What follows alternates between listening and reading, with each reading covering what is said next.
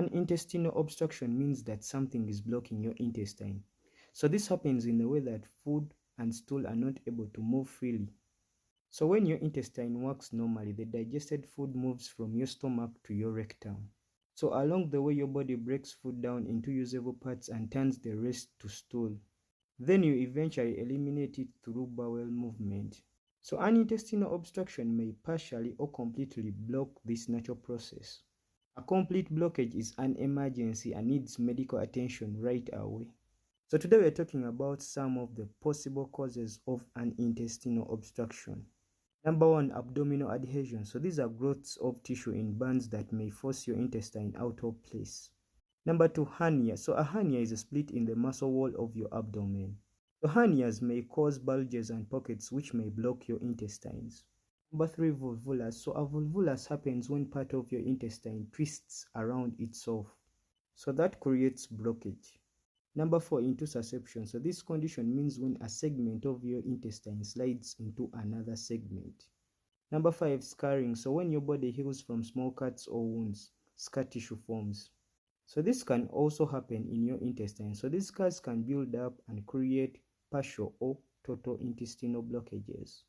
So scarring can result from tears in your intestinal wall, belly or pelvic surgery, or infections.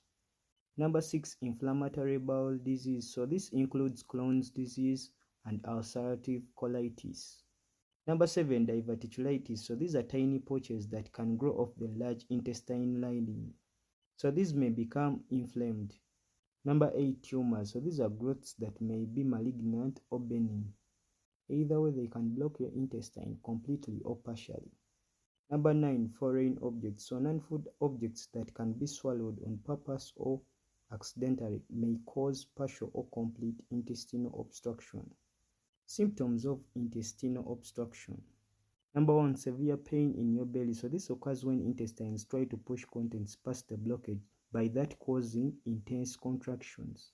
Number two, severe cramping sensation in your belly. So this happens when the intestines keep contracting to push contents past the blockage. Number three, throwing up. So vomiting in intestinal obstruction happens because food, fluids, and digestive juices cannot pass through the blocked intestines. Number four, feeling of fullness or swelling in your belly. So this happens because food, gas, and fluids cannot move past the blockages.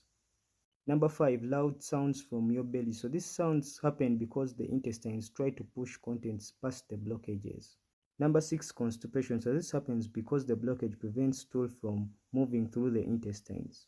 So under which circumstances you may be at a risk of intestinal obstruction.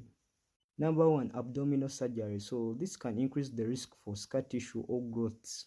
Surgeries also increase the risk of hernias. Number two, diverticulosis. So this condition means that something irritates the lining of the intestines. So we can also talk about cancer, inflammatory bowel disease, swallowed foreign objects, and chronic constipation. So in most cases, you have to go to hospital so that they can confirm intestinal obstruction. So this is done through abdominal x-rays, barium contrast studies, CT scans, MRI. So today we're going to talk about the treatment of intestinal obstruction. Number one, for a simple blockage, you may need to have only fluids and no solids to eat. So here your health provider will work to fix any metabolic problems. You may also have an intestinal decompression. Number two, you may need surgery right away if your intestinal obstruction is complicated. So this could be from a tear or perforation or a problem with your blood flow. So you may also need surgery if the other treatment does not remove the blockage.